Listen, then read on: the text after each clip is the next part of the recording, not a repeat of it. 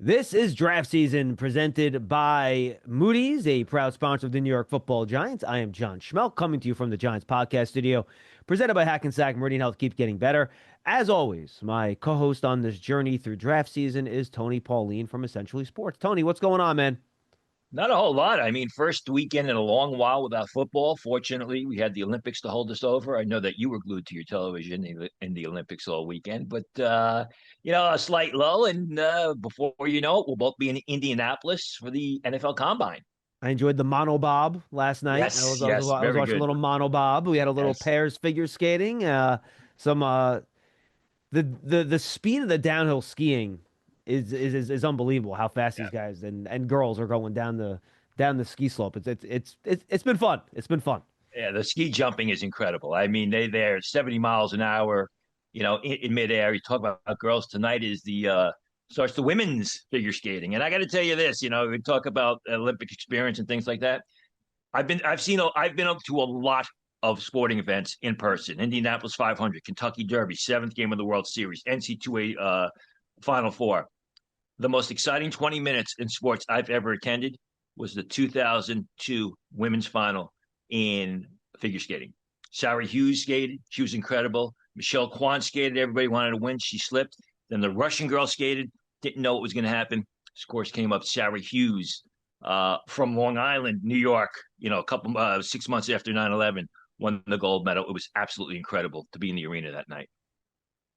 You are so eclectic, Tony. I love it. It's great. It's just fantastic. All right. So today, folks, what we're going to do next week, we'll save our combine preview for Monday. Tony and I will record that at the end of this week because I'll be traveling to the combine on Monday, and Tony will be coming in on Tuesday. We'll talk out there. Then we'll do a combine show review at the end of on the Monday following, and when we get all of the on the field work done and complete. So we're not going to do a lot of combine talk today, but we are going to do our pre-combine mock draft. You're trying to do like one mock draft a month. We don't want to overload you with it, but Yeah. I think as we've learned more as to what this class looks like, who's coming out, who's not, it always makes sense to kind of do these every month or so to kind of see where we are. We're going to do this one together, so we're not going to do separate ones and kind of tag teams. We're going to go every other pick. Tony, you gave me the odd numbers. You took the odd numbers this time, I which took is the even great because numbers. that means I have a really easy first pick in the draft. There So you I go. didn't have to really think about this one. So I'm going to go Fernando Mendoza for the Las Vegas Raiders. I think they've really made no mistake of making it pretty clear that this is the direction they're going to go. So I'm going to go Fernando Mendoza here, which I think is a pretty easy selection. Makes sense. I think that's part of the package. They got Clint Kubiak there as their head coach. He's going to get the quarterback that he can develop. Second pick, I've seen a lot of places having the Jets take David Bailey, Reuben Baines. I mean, Caleb Downs is consistently talked about as one of the top two players in this draft. The Jets secondary is a disaster. I mean, they need help at cornerback and safety. Aaron Glenn is the former Pro Bowl cornerback. I mean, he had great success, as you mentioned last week, with Brian Branch. So I don't know understand why Caleb Downs, who has been such a terrific player the past 2 years at Ohio State, is falling down mock drafts. Yeah, he's a safety, positional importance, but he's an outstanding safety that's scheme versatile that you can line over the slot receiver. Second pick of the draft, the New York Jets and my mock are taking Caleb Downs. Well, Tony, look, and I think both of us are leaning here more towards pick the best player because the needs are going to change between now and when the draft happens. So focusing on needs, I'm not sure makes a ton of sense when you don't know what the needs are going to be when free agency happens in about a month.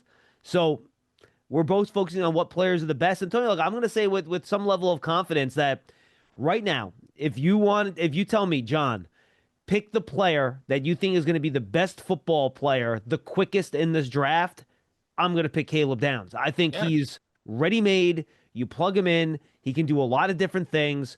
And I feel very confident he's going to be a good football player right away. And I think he's going to be a much earlier pick than people are suggesting at present day. Yeah, I think you could very well be right, but now you just made me mad because I wanted that to be the Giants pick at number 5, but that's okay. You did make it very easy for me at number 6, though, because the Cardinals need a lot of help on defense, Tony, and Arvell Reese is sitting there staring me in the face.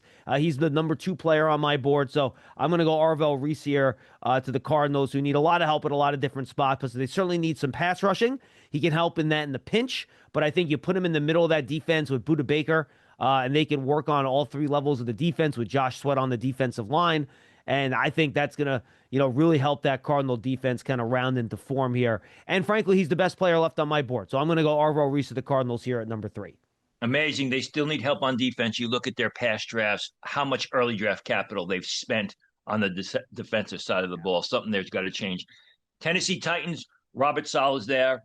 Listen, in my opinion, David Bailey's the best pass rusher in this draft. It's also a great system fit. I mean, you look at Salah when he was the head coach with the New York Jets. He had great success with Jermaine Johnson, had great success with Will McDonald. David Bailey is Will McDonald times 10, as far as I'm concerned. When you watch the film, he's absolutely incredible. He's better standing over tackle than he is out of a three-point stance, which is what Salah likes.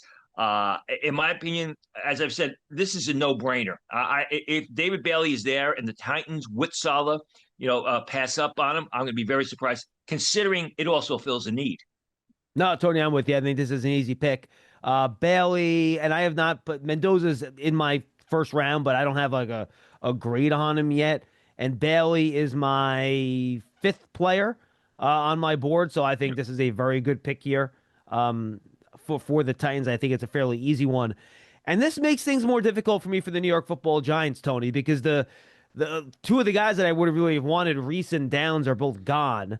And now I think there is the next best player on my board is probably Jeremiah Love, but I can't give the Giants a running back. They have Cam Scatterbo, they have Tyrone Tracy. So while needs isn't a focus here, I do know the Giants will be very surprised if they pick a running back here at number 5. So I'm kind of into my next tier of players, right?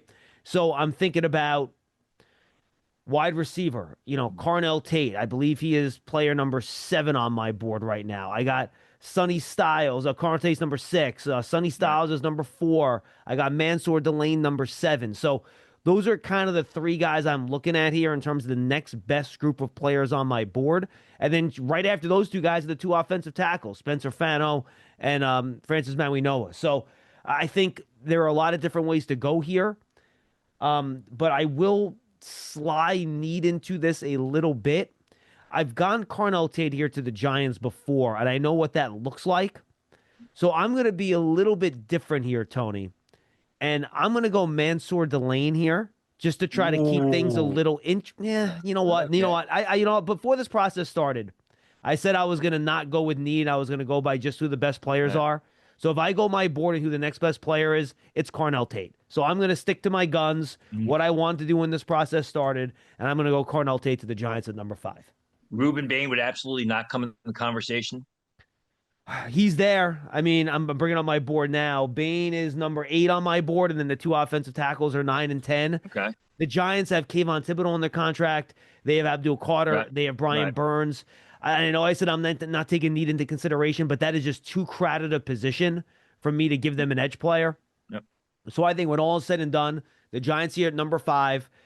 We don't know about Wanda Robinson, a free agent. You have Malik Neighbors coming back from injury.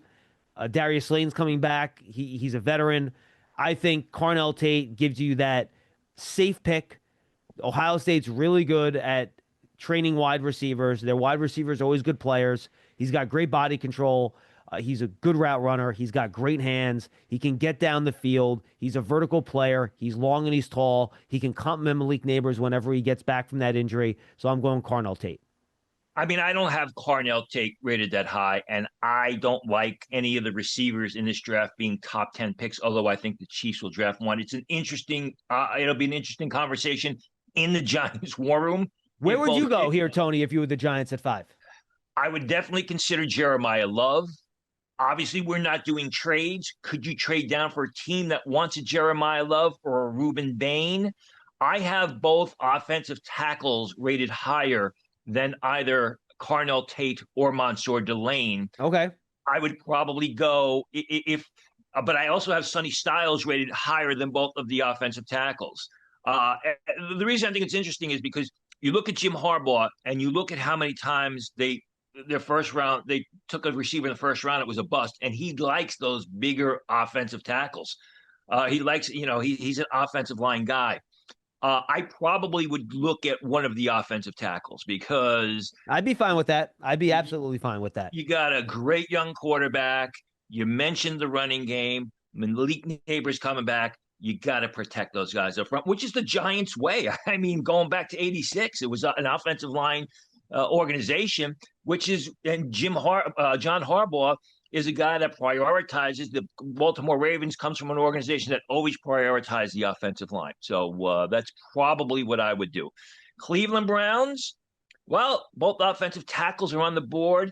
Obviously, they don't need a running back. They could use a receiver. Ruben Bain is the highest rated player on my board. They don't need an edge rusher. Sonny Styles is next after Jeremiah Love and Ruben Bain. They don't need an offense. They don't need a linebacker. So I'm going to go with Spencer Fennell because they need literally 4 offensive linemen. They need receivers. Who knows who's going to be the quarterback there next year? A new head coach in there from the Baltimore Ravens, by the way. So you got to start to build on that offensive line and get good offensive linemen that are going to play each and every week. I'm going to go with Spencer Fennell from Utah for the Baltimore Ravens. The Cleveland Browns. Cleveland Browns. Cleveland Browns. Sorry, Baltimore Ravens. No, Sorry, that's Cleveland. okay. No, look, I think that makes sense. The Browns' offensive line's a mess. They are literally almost building up this team from scratch. Spare Myles Garrett and Carson Schlesinger, and you have the tight end they drafted last year as well. So I'm Harold with you. Fannin. Yeah, exactly. Fannin, who had a great rookie year. So to me, I think this is a smart pick. I think it's a safe pick, Tony. That's why I would have went here as well. And now we got to the Washington Commanders at number 7. And look, I said I was going to try to stick with the best player on the board here, and they tried to give that job to Ja'Cory Krosky-Merritt last year. Yep. I'm not going to say he lost it, but he certainly didn't, I think, cement himself as like a full-time every down back. Chris Rodriguez got into the mix towards the end of the year. So I'm going to go Jeremiah Love here to the Washington Commanders. I think he's by far the next best player on the board. I would think about Sonny Styles here as well because Bobby Wagner's, obviously getting old and they're going to need to replace him sooner rather than later. But I'm going to go Jeremiah Love here. I think he's just the next best player, and I think the Commanders can use another weapon on offense. So there you go. Makes complete sense. You take the pressure off of Jaden Daniels. They've got a decent offensive line where they were injured last year. The only thing is, I think that they would highly consider Ruben Bain, Correct. who ironically will be my pick for the New Orleans Saints. And by the way, Tony, if I was taking need in consideration in this situation, and let's say we're doing this in a month and we get through free agency, I would have given them Ruben Bain here. No question about it. Right. But Jeremiah Love is far and away the best player available on the board as we go through this mock draft at number 7. So at number 8 with the Saints, we talked about the Baltimore Ravens always taking offensive line receivers in the first round. The Saints are always either it's offensive lineman or defensive lineman. We saw an offensive lineman last year. We've seen a lot of offensive linemen. Going to go defensive lineman with Ruben Bain. They need an edge rusher, 4-man front. I think he's a good fit for that system. Very explosive. Will add some immediate impact. We'll see what Ruben Bain's with the measurements at the combine. People talk about his short arms. I'm not that concerned about it. We'll see if he works out what the testing numbers are. A lot of abilities. Just got to turn that ability into statistical production on the field. Draft season is presented by Moody's, a proud partner of the New York Giants. Decode risk, unlock opportunity. Learn more at Moody's.com. Looking for more than just a ticket? Elevate Experiences delivers VIP access to the world's biggest events, from the Super Bowl to NASCAR to PGA Tour tournaments. Don't just attend, elevate the experience at elevateexperiences.com. All right, I think that's a good pick. I'm with you, Tony. And then to the Chiefs. You mentioned it earlier, and I don't disagree with you. They need a weapon on offense here. It's funny, though. I was talking to a Chiefs reporter earlier today for a podcast we're putting together for the Giants Huddle podcast on Matt Nagy and the Giants' other coordinators they've brought in. And I asked them when the show was over, and I said, Matt, just off the record, I got to do I recorded this a half an hour ago. I got to do a mock draft in a half an hour. What do you think the Chiefs are going to be looking for in the draft? And his answer was to me, big pass rushers, no doubt. And he goes, a guy like David Bailey, if he gets there, is probably too small. It's not what they want. They want a big pass rusher. So I was sitting here hoping that you were not going to pick Ruben Bain there because that would have been absolutely perfect for what he wanted to do. And I'm just not sure I can get on board here, Tony, with Keldrick Falk at this point. I think it's probably a little bit early for him, maybe. Parker, I think it's probably a little bit early for him. So I'm not sure I can get behind either one of those two guys necessarily in the spot. If Bain's there, I think it's the pick. But I'll go Jordan Tyson here just because I think they need a playmaker. And I think Jordan Tyson does give them something a little bit different than their other wide receivers do in terms of being a route runner and a good receiver. And he's definitely a Chiefs type of receiver. I mean, speed isn't the only thing. They want good route runners, guys that can separate, and he absolutely does that. The Cincinnati Bengals are up next. They're kind of scratching their head. They wanted safeties, the top safeties off the board. They need defensive tackles. They need an edge rusher because Trey Hendrickson is likely on his way out. I'm looking at my board here, and I'm not. I know. I mean, I can't take either of the linebackers, Sonny Styles. Could they use an offensive lineman? Yes. I don't know that it's one of the two Clemson guys as far as I'm concerned for the Bengals. I have TJ Parker rated higher than Peter Woods, so that's the way I'm going to go. Trey Hendrickson's on his way out. They're going to need another edge rusher. They'd like more of an interior guy, but since Parker is rated higher and Caleb Downs is way long off the board, and they need a safety, we're going to go with the TJ Parker of Clemson at this spot. Yeah, and look, I think this is where Tony, you start looking and you're like, oh man, like, do I really think this guy's a top 10 player? But he's the next best guy that's available. So Right. I think this is when it starts getting a little bit tricky here. And really, frankly, after the first, 4 or 5 picks, I think it gets tricky too. Even so, at the Giants at 5, where you got to make some tough decisions in that war room. All right, let's go to the Miami Dolphins at number 11 here, Tony. Look, I think when you look at the Dolphins, they have a lot of needs on both sides of the ball. But look, Francis Mauigoa is sitting there. I think he's Yep. probably the next best player available, and he is somebody that I think will certainly help the Dolphins' offensive line, which has struggled at times over the last couple of years. They're building up here, and I think that would be a pretty safe and easy pick for the Dolphins here with Mauigoa still being on the board at 11.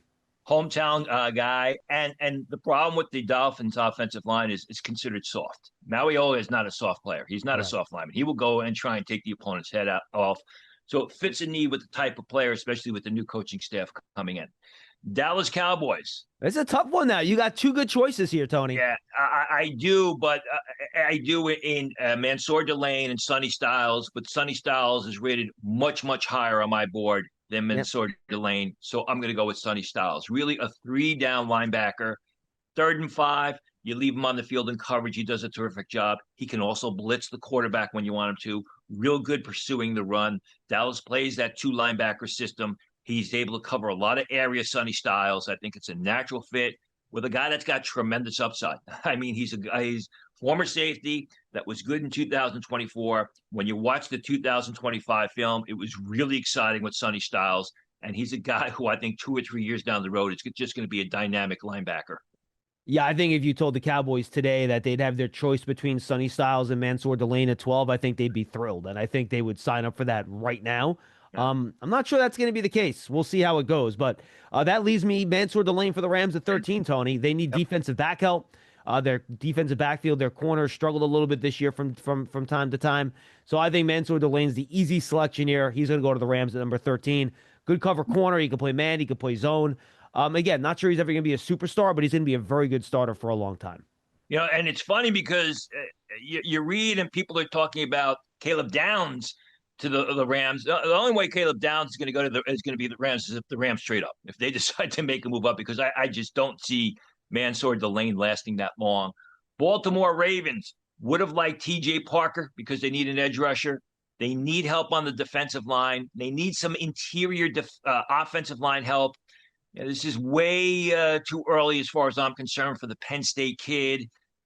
The top 2 players on my board are CJ Allen and Peter Woods. I'm going to go with Peter Woods here. I mean, I think he has the athleticism and the body type to fit that 3-man defensive line that they play, although it's more of a one-gap system because they use their linebacker up at the line of scrimmage. He has a lot of upside. They've had a lot of success developing these types of guys.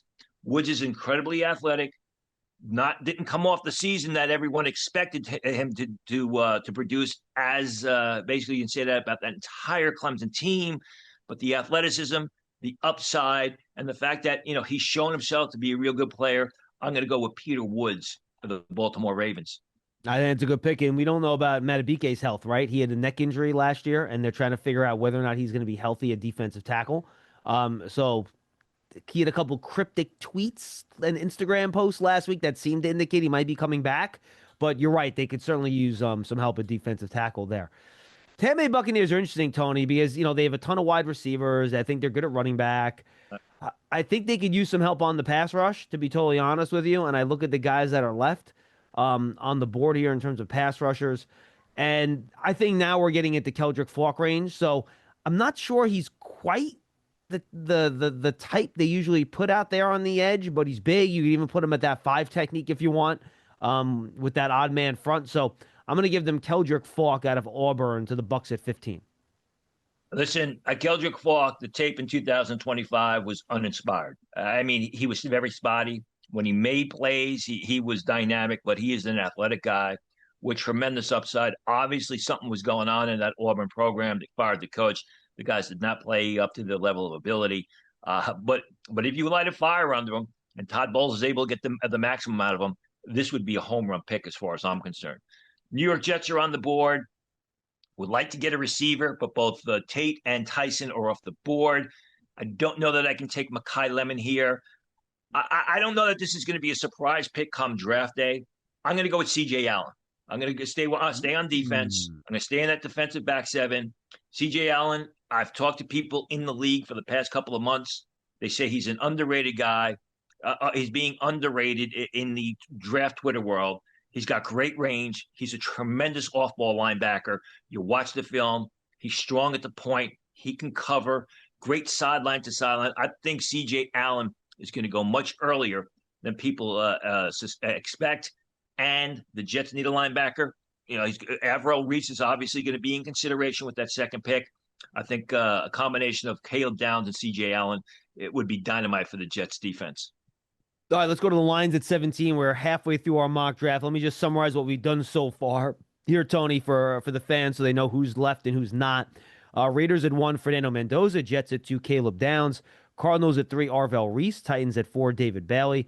Giants at 5, Carnell Tate. Browns at 6, Spencer Fano. 7, Washington Commanders, Jeremiah Love. 8, Saints, Ruben Bain. 9, Chiefs, Jordan Tyson.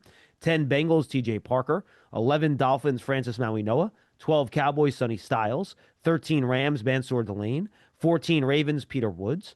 15, Bucks, Keldrick Falk. 16, Jets, CJ Allen. Now I'm up for the 17 in the Detroit Lions. I really want to give him Vega Ioane here, Tony, because I think he's my next best offensive lineman on the board. But here's the problem. I don't think the Lions just need a straight up guard, right? I think they need someone that maybe has some swing potential at tackle, with Taylor Decker getting on the wrong side of 30 and getting a little bit older. So, I think we did this on the last mock draft that we did. I can't help but give them Caden Proctor. I just think everything that he is, maybe he can stick out at tackle. We'll see. If they have to move him in the guard, fine. But I think they want to draft somebody that has a chance to stay out there at offensive tackle. And I just think Dan Campbell will salivate having that freakish monster out there with all that size and athleticism to tackle. So I'm going to stick with Caden Proctor here at 17 to Detroit. And remember, if Taylor Decker retires, Penei Sewell, they could swing him to left Yep. tackle because he was an outstanding left tackle at Oregon, which means you got options with Caden Proctor putting him on the right tackle or maybe inside the guard. I completely agree with that. That pick makes a lot of sense to me. The Minnesota Vikings. Everything I've heard about the Vikings is everybody says cornerback, but they would also like another edge rusher because Brian Flores is the defensive coordinator there, and he wants to have a say, and he believes more and more pass rushers will actually help ease the situation at cornerback. That being said, the next top cornerback, top edge rusher on my board is Cassius Howell of Texas A&M, and I have 2 cornerbacks that are rated higher than Cassius Howell, one of them being Jermod McCoy of Tennessee, who didn't play a snap last season because of an injury in January of 2025. But when you watch the 2024 film, he was a knockout player. It's going to be interesting to see what McCoy does before the draft, if he does anything at the combine or at the Tennessee Pro Day. Listen, if McCoy was healthy and he played the way he was expected to play, he's probably a top 10 pick. I mean, we're probably talking not only him as the Yeah. first cornerback off the board, but one of those teams that need a cornerback in the top 10 taking McCoy. So I think right now, the way I have it, as far as this mock draft, I'm going to give the Vikings Jermod McCoy.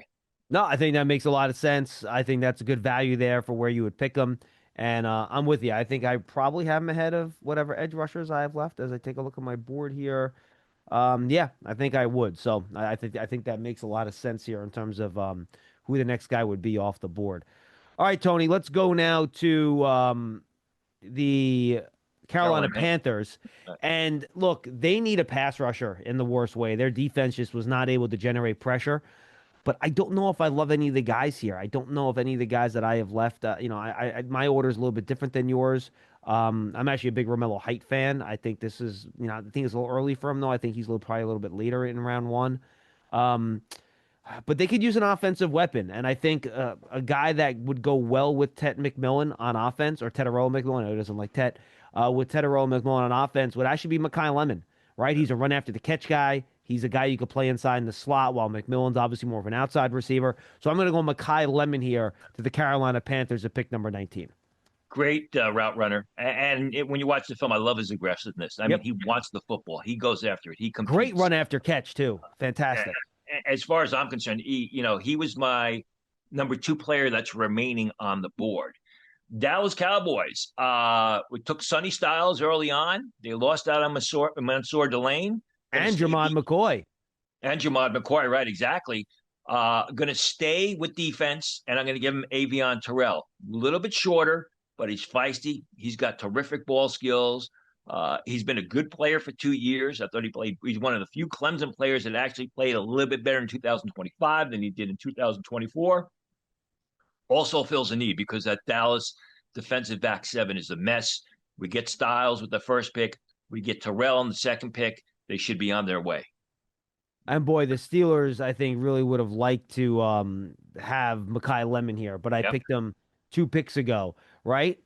But he's not there on the board anymore. Now, I have Denzel Boston high enough, Tony, where I would feel okay picking him here. I think the question for the Steelers as to whether or not that is a good fit with DK Metcalf, can those two guys coexist? And I think they can. I think Metcalf's more of a straight ahead speed deep guy. Boston, I think, is a little bit shiftier, a little bit of a better route runner, and he can run kind of those crossers inside. So I'm going to go Denzel Boston to the Steelers here at number 21. How much higher do you have Denzel Boston than Chris Brazel? It's a good question. Let me take a look at my board Sorry here. to stump you. No, that's okay. No, you're fine. I just got to toggle tabs here. I have them almost touching. They're very, very Got it. close. Got it. But I Okay. think Brazel is probably more redundant to Metcalf than Boston is. I think Boston's a better fit with I agree. Metcalf than Brazel is. Yeah, I mean more of a down the field guy who really needs to work on his route running. Yep. Um, we go to the LA Chargers. They may have some needs at offensive line depending on what happens in the offseason. They have some needs on the defensive line, especially on the inside. It, it's either going to be the Penn State interior lineman, depending on what happens in the offseason. But since we don't know that yet, I'm going to go with the top player remaining on my board. I'm going to give him Cade McDonald of Okay. Ohio State, a quick, explosive playmaker. I think he pairs in nicely in that three-man front that they like to run with the linebacker standing over tackle. I think he's a guy who played exceptionally well in 2025 when he got on the field consistently as a starter. I like his upside. And again, we're talking about Jim Harbaugh, who likes those big athletic defensive linemen going back to his days at Michigan. I think it fits a need with a good player, and I think the coach will like him. Moody's is a proud part of the New York Giants, uniting the brightest minds to turn today's risks into tomorrow's opportunities. Learn more at Moody's.com. All right, and then the Eagles like to just sit there and wait for the best player to drop to them, and then they pick him right. So I got to go Vega Ioane. He's by far I think he's the last guy with a first round grade I have left on my board. So I think this is an easy pick for the Eagles. There's some whispers that they might not bring back Landon Dickerson, Tony, because of the injury stuff, and whether or not he's even going to want to keep playing. He might retire. We don't know if Lane Johnson's going to want to keep playing. They lost Jeff Stoutland, their offensive line coach. So Yeah. that offensive line is a bit of a mess right now, which the Eagles never like to have. So I'm going to go Vega Ioane here to the Eagles at 23. Cleveland Browns, we gave him an offensive tackle at the top. We're going to stay on the offensive side of the board. They need a bigger receiver, a playmaker receiver. Going to give him Chris Brazzell here. I mean, continually fill out that offensive side of the ball. The defense is fine. May need some help in the secondary. Brazzell's just a big, good-looking, game-controlling receiver with playmaking ability. Love the way he gets up and attacks the ball. Makes a lot of tough catches downfield. Athletic, agile, contorts to the air and throw. Money which were coming from the hands of Joey Aguilar at Tennessee last year. Obviously, and he's not a 1 year wonder because he was outstanding in 2025. He was good in 2024. He was really good in 2023 when he played for Tulane. So it's not just it's not like he was a one and done on the college level. Needs to polish his game. I'm told that he is going to test through the roof at the combine. So keep that in the back of your mind. I'm talking about really fast times in the 40, jumping through the roof on the vertical. And he's got a great amount of upside. You just have to coach him. You have to teach him the entire position. So I'm going to give the Browns Chris Brazzell here. All right. Yeah, I think and watching him on tape, Tony, that would not surprise me if he does test as well as you think he's going to test. That would not shock me at all. All right, Bears at 25, Tony. If you watch them in the playoffs, you saw that, man, they just cannot rush the passer, and they need a guy that impact on that side of the ball. And you know what? I think they're going to pick the guy that they believe is the best pass rusher right now, even though he's a little bit older. So I'm going to give him Akeem Mesidor, the edge rusher out of Miami, who I think Okay. has shown a lot of really good pass rush ability. He's a little older, but I think he's the guy that's going to be able to step in and help you right away. So I'm giving him Akeem Mesidor out of Miami to the Bears at 25. Buffalo Bills. I mean, the Bills' offense has not been the same since they parted ways with Stephon Diggs. You don't know what's going to happen with Keon Coleman. I think that they really need that guy to take the top off the defense. I may be alone in this, but I like Casey Concepcion. He's a big play receiver who's terrific running after the catch. He brings return potential, returning punts and kicks, which we see is more and more apparent and more necessary in the league these days. So I think he checks off a lot of boxes, and I think his ability to basically stretch that defense, stretch the opposing defenses, and get the ball downfield will really help the Bills' offense, which has been missing, like I said, since they parted ways with Stephon Diggs. Nah, think that's a good pick. Put him with Khalil Shakir over there. Maybe you get something out of Keon Coleman in year three. We'll see how that goes. All right, Niners at 27, Tony. And again, much like the Bears, if you watch the Niners in the postseason, what was the problem? They could not rush the passer.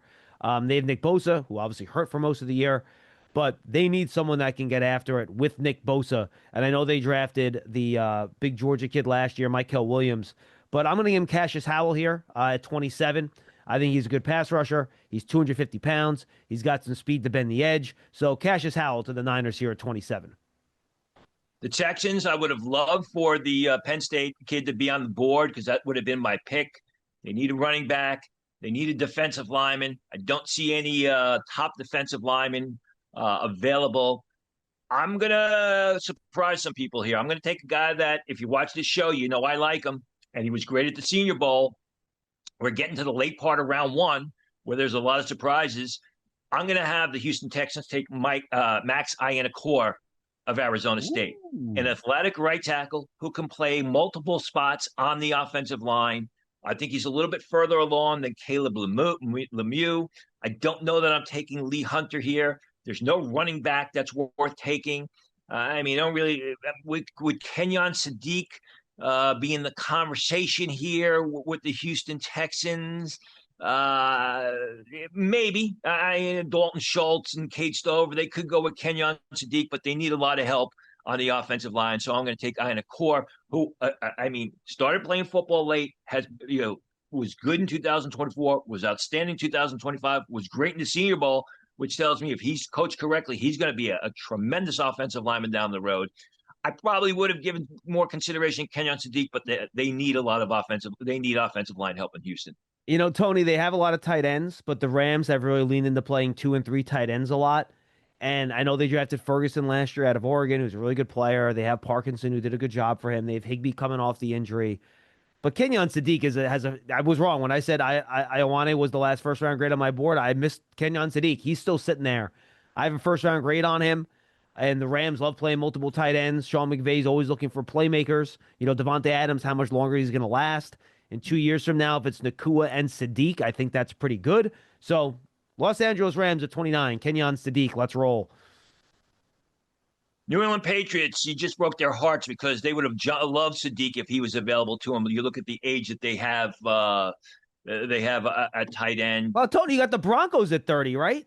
Oh, I'm sorry. I'm like I'm way past there. Sorry, I got the No, you're good. Broncos. You got the Broncos. Yeah, because the Broncos lost Uh, to the Patriots in the AFC title game. So you got the uh, you Broncos know, at 30. you know what it is I'm looking at an old order. So thank you for correcting me No, there. Yes, no, the I got you. No Broncos. problem. Broncos need a receiver. Broncos. Let me just pull up my linebacker. Let me just pull up my needs for the Broncos here real quick. You got it. Team needs Broncos. Broncos could use a number one receiver. Denzel Boston would be a consideration there. Running back, no running back worth taking. Tight end, you took Sadiq, so you broke my heart there. Tough call for the Broncos. Really tough call for the Broncos, considering what's left on the board. I'm looking at this. Yeah, I can't take. Oof. Boy, this is where it gets tough, huh? Um, I got an oof out of Tony. I love it. yeah, go. Uh, the Denver Broncos, because all the best players on my board are defensive players. They obviously don't Right. need an edge rusher. Um, Looking at this, I'm going to have the John Franklin Mara. I'm going to have them take. Got some age at linebacker. Greenlaw, you don't know. I'm going to surprise people. I'm going to go with Anthony Hill of Texas. I think he's a Sean Payton type of defender, an off-ball linebacker. Dre Greenlaw, you don't know what you're getting out of him. They've got some age at the position. I would like to go offense, but any offensive player would be a major reach, considering that Denzel Boston and some of the other guys are off the board. Can't take Chris Bell here, who would be consideration if he hadn't gotten injured. So I'm going to go with Anthony Hill for the Denver Broncos. Well, Tony, here comes a reach for me, and it's somebody that we talked a lot about on this show, and we both like him. But I'm going to go wide receiver to the Patriots and give him Omar Cooper out of Indiana, who, Wow. they need someone to create space, right? And get open and run good routes. And Cooper can do that. He can play inside, he can play outside. He's a eventual replacement for Stephon Diggs. So I'm going to go Omar Cooper here to the Patriots at number 31. Finally, the Super Bowl champion Seattle Seahawks. They could be in the market for a running back, but there's no running back that's really top notch still available. I'm going to surprise people here, as the Seattle Seahawks always do. Now, I asked you to watch this guy last week. I don't know if you watched him. I don't know what you think of him, but I absolutely love him. 32nd pick of round one. I'm going to have the Seattle Seahawks take Emmanuel Pregnon, the offensive lineman from the offensive guard, because they still need some help on the interior of the offensive line from Oregon. He's a Yeah, I've not watched masher. him yet. He's a masher out there. He's a mauler, but he's really good on his feet out to the second level, blocking in motion. And sometimes the Seahawks, they go in a different direction. I have them take Pregnon of Oregon with the final pick of round one. Awesome. All right, Tony, that's our mock draft. Give me a feel. Like when you look at this, when does it start getting tough for you? When do you start having questions? And what's your kind of feel for this as we head into the combine? Well, I mean, you look at it, the first 13 picks went as expected, except for the Bengals with TJ Parker, which I think starts to mix things up at 14. I think when you get to that Pittsburgh, when you get to the Eagles pick, Eagles, Cleveland, then things start to get off track. I think the last 5 or 6 picks, as they often are in the first round, could be curveballs that a lot of people don't expect. No, I'm with you. Tony, what do you have coming up on Essentially Sports people should keep their eye on? Well, we just updated the big board, and there's approximately 180 scouting reports on there. So all 99% of the Big 12 scouting reports, 99% of the ACC scouting reports, all of the non-power four power scouting reports and the small school power report scouting reports are up there. So a lot of stuff there. Going to have to fill it in with some of the surprise picks or the surprise invitations to the combine that we'll be getting into later this week. And then, once the combine kicks off, lots and lots of news there. Absolutely. Tony, good stuff, my friend. That's draft season presented by Moody's, a proud sponsor of the New York Football Giants from the Giants Podcast Studio, presented by Hackensack Meridian Health. Keep getting better. For Tony Pauline, I'm John Schmelk. We'll see you next time, everybody.